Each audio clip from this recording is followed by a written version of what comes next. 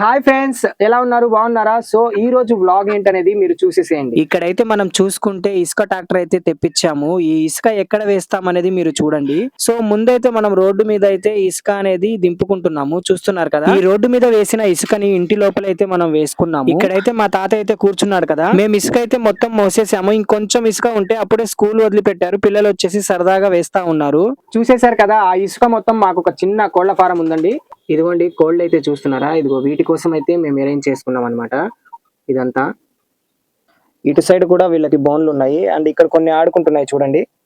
అందులో అయితే మేము ఇసుక అరేంజ్ చేసుకున్నాం. ఈ ఇసుక మొత్తం సదరంగా వేసేసి, సో పైన వచ్చేసి మేము ఒక జామకాయ చెట్టు ఉంది ఇక్కడ. ఆ జామకాయ చెట్టుకి సపోర్టింగ్ గా ఉంచి మేము పందిరి అయితే వేయడం జరిగింది. సో ఇదన్నమాట ఈ రోజు వ్లాగ్ అయితే. ఈ వ్లాగ్ మీకు నచ్చింది అనుకుంటున్నాను. ఇంకా ఇంట్రెస్టింగ్ వ్లాగ్స్ తో, డైలీ రొటీన్ వ్లాగ్స్ తో మీ ముందుకు వస్తాను. కోళ్ళు అంటే ఎవరికి ఇష్టము వాళ్ళైతే కామెంట్ చేయండి. సో మీ దగ్గర కూడా కోళ్ళు పెంచుతున్నారా? ఒక చిన్న కామెంట్ అయితే చేసేయండి. సో మనల్ని ఫాలో చేయండి అబ్బా.